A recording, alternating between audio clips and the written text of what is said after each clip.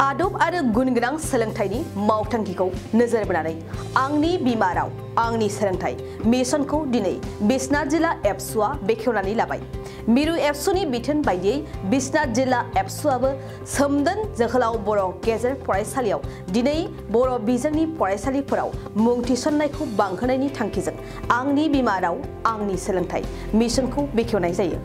मख'नो गोनांदि बिश्वनाथ जिल्ला एबसु आरो बिश्वनाथ जिल्ला बर' थुनलाइ आफादनि जथायै सोनाब बिश्वनाथ दख'रा एबसुनि बेन्दोङाव थानाय बिमाजुलि हालामनि सोमदोन जोहोलाव बर' फरायसालियाव मिरु एबसुनि सोलोंथाइ नेहाथारि सोमावसार बसुमतारिया बेखेवनानै होयो।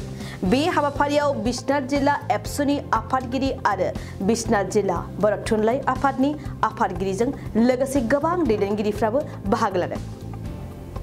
दिनै दुलाराय बर' फरायसा आफादा आदब आरो गुनगोनां सोलोंथाइनि मावथांखिनि नोजोरजोंनो आंनि बिमा राव आंनि सोलोंथाइ मोनसे जि मावथांखि बेखौ बेखेवजेननो दिनै फोसावदों आरो बिनि गुबै थांखियानो जाबाय जोंनि बर' बिजों फरायसालिफोराव जोंनि फरायसाफ्रा गोबां खम जाबोबाय।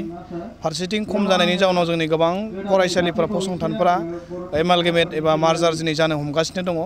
बेनिखायनो जोंनि फरायसुला फरायसुलिखौ बारायनांगौनि थाखाय जोंनि बर' बिजों बर' रावखौ रैखा खालामनांगौनि थाखाय बर' बिजोंखौ फोथांना लाखिनांगौनि थाखाय दिनै दुलाराय बर' फरायसा आफादा नैबे मिशनजों बे मावथांखिखौ लानानै बर' बिजों फरायसालिफोराव फरायसालि बारायनांगौनि थाखाय जोङो दिथागिरि फोरोंगिरि आरो बर' थुनलाइ आफाद लोगोसे प्राइमारि बर' टिचार एस'सियेसन गासैबो जों जयै दिनै सावरायनाय जि हाबाफारि बेखौ दिनै लादों आरो बेयाव फारि फारियै बेखौ दिनै बेखेवजेनदोंबाबो उननि सम बेखौ गंफ्रोमबो फरायसालियाव जों बे हाबाफारिखौ लागोन आरो उननि समाव जों लालांबाय थागोन। मानोना जों मिथिगौ मोनसे हारिया थांना थानांगौबा बिनि रावा थांना थानांगोन आरो मोनसे रावा थांना थानांगौबा बिनि बिजोङा थांना थाथारनांगोन। दा बेखायनो जोंनि बिजोंखौ रैखाथि होनो थाखाय जों साफ्रोमबो जोंनि बर'नि रायजो राजा दिथागिरि गारजेन बिथांमोनखौ खावलायगोन जोंनि गामिनि फरायसालिफोराव गावबा गावनि गथ' गथायखौ मुं थिसननो थाखाय।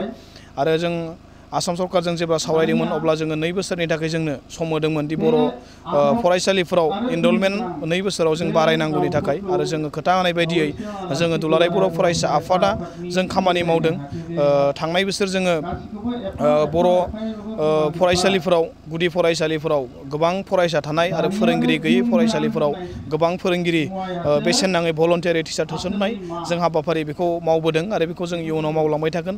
लोगोसे जोङो गभर्नमेन्टखौ आसाम सरकारखौ जोङो नारसिनबाय थादों दि सिंगोल टिचार आरो जिर' टिचार बै फरायसालिफोराव थाबैनो फोरोंगिरिफोरखौ थिसननांगौ। लोगोसे टेटनि उथ्रिना थानाय माखासे केन्डिडेटफोर गोबां दङ टेट पास जानानै थानाय बिथांमोनखौ थाबैनो होनांगौनि थाखाय जों सरकाराव दाबि खालामदों। लोगोसे जोंनि फरायसालिफोराव जेसेबांखिनि भेकेन्ट पस्ट दङ बेखौ फिलआप खालामनांगौनि थाखाय जोङो दाबि खालामदों। दा बे दुलाराय बर' फरायसा आफादा फैबाय थानाय समाव बर' हारिनि थाखाय जिखुनु जेंना जि समावनो फैया मानो जों जाथिनि थाखाय खामानि मावलांनो थाखाय दिनै जों आगान सुरदों आरो इयुनाव जों मावलांबाय थागोन। बर'नि गोबां दैदेनगिरिफोरानो बर' मिडियामखौ नेवसिनानै गावनि फिसाफोरखौ गुबुन मिडियामाव फोरोंनाय नुयो, बिनि सायाव मा बुङो?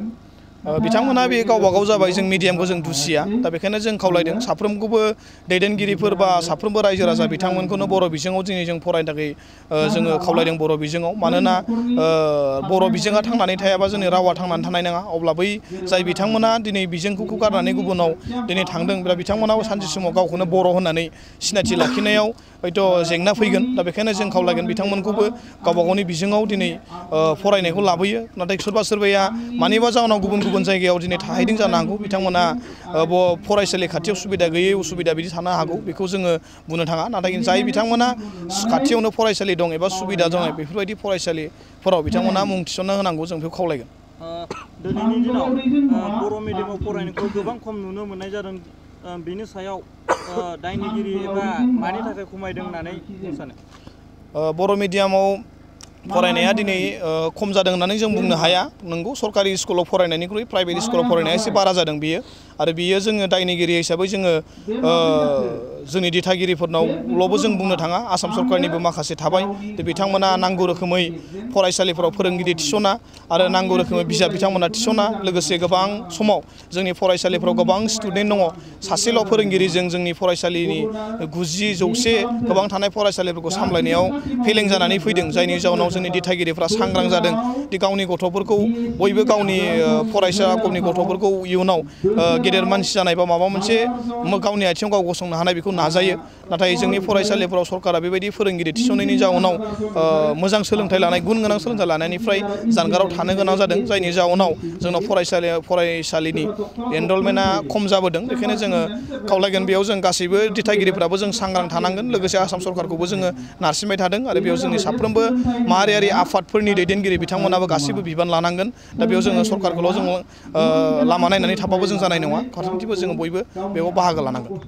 बाइक सालायनो मोजां मोनग्राफोरनि थाखाय गोजोनथाव खौरां। मार्च दाननि 22-23 आरो 24 अक्ट' सानथामनि थाखाय दावहारु अट' एजेन्सिया नोंथांनो लाबोगासिनो मेगालन काम एक्सचेन्ज मेला। बे मेगालन काम एक्सचेन्ज मेलाखौ क'क्राझार बड'लेण्ड गेस्ट हाउसनि साखाथियावनो खुंफुंगोन। बे मेलायाव बारा नङा 14,999 रांसिमाव डाउन पेमेन्ट होनानै बाजाज कम्पानिनि गुबुन गुबुन बाइकफोरखौ ल'नाव लानो हागोन। एक्सचेन्ज खालामग्राफोरनि थाखाय एक्सचेन्ज ब'नासबो थागोन। बाइक सालायनायाव हमनो थाखाय बायगिरिया बेसेन लायालासे हेलमेटबो मोनगोन।